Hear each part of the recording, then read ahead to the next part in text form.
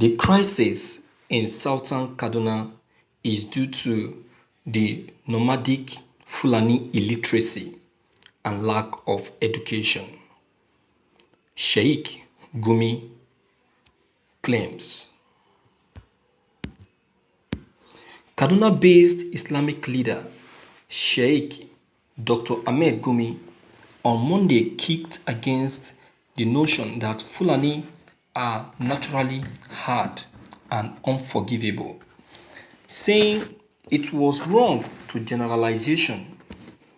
Gumi, who made the remarks while fielding questions from newsmen during a monthly forum with media on peace journalism in Kaduna, said the nomadic Fulanis are doing so because of the high level of illiteracy, backgrounds in education.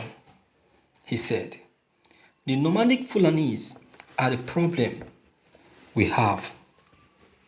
The problems are that they don't go to school, no education, no religious knowledge, they don't pray, they take drugs.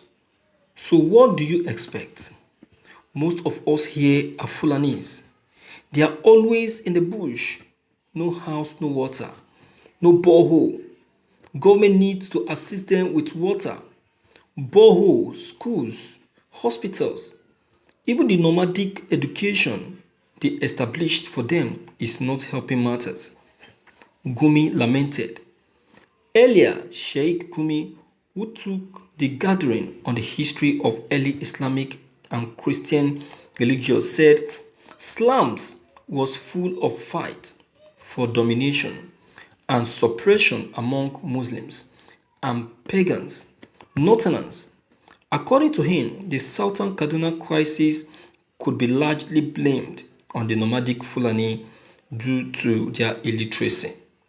Also, in his speech in the meeting convened on instance of southern Kaduna crisis, the Christian counterpart, Archbishop of Kaduna, Most Dr. Matthew Manoso Ndagoso, said all the parties involved in the conflict must be neutral.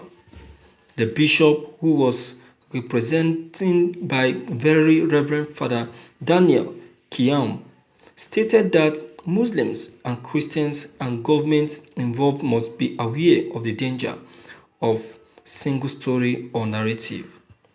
Kiam demanded to know the kind of peace desired in southern Kaduna crisis, saying sometimes truth could be suppressed in search of peace and made it difficult to produce the lasting peace, adding and only give a false sense of peace, which always short-lived. He said, single story creates stereotypes, and the problem with stereotype is not they are untrue, they are incomplete. Thank you for listening to this news. They are stubborn. They are stubborn. Aside from not getting education like other regions, they are stubborn. Very, very stubborn. We have some Igbos, some Igbo people in the southeast. Some of them are not introduced to education. Some of them don't even know, didn't even pass through the four wall of the university. Some of them don't even know the color of the color of a primary school wall. They have never thought of putting on a school shoe. Yet they are successful and very, very sensible. They are very, very sensible. Since they were not introduced to education due to probably the poverty or inability to gain access to money and all of that, what comes to their mind next is business. And when they go into that business, you see them doing very well. And they come out successful, then start up something, and before you know it, they start sending themselves to school. The ones that still have the heart to go to school. Why the one that don't have the heart to go to school focus on his business, become a successful man, get married to a graduate, and give birth to good children. But in this case of the Fulanis, I'm telling you, they are very stubborn. They are very stubborn. It's because of their stubbornness. That is why we are experiencing what we are experiencing today. That's why we experience what we are experiencing today. That is why only few of them are educated. And the few of them that are educated are not even ready. Are not even ready to support the other ones. They'll just prefer to leave them like that. I was actually on the opinion that, look at, the president, for example, he came from Katsina, and Katsina, we know it to be a state of Fulanis. I was of opinion that, the president would have used his position as a president to make education a mandatory thing in the north, in the Fulani territory.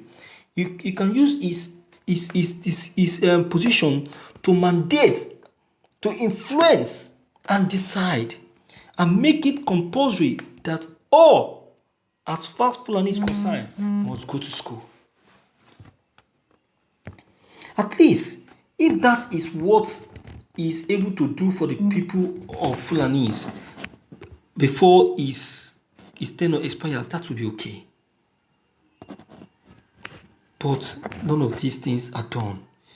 You will see a Fulani underage, like the age of 5 years, chasing cows, controlling cow, controlling cow of 100 in number, taking them to where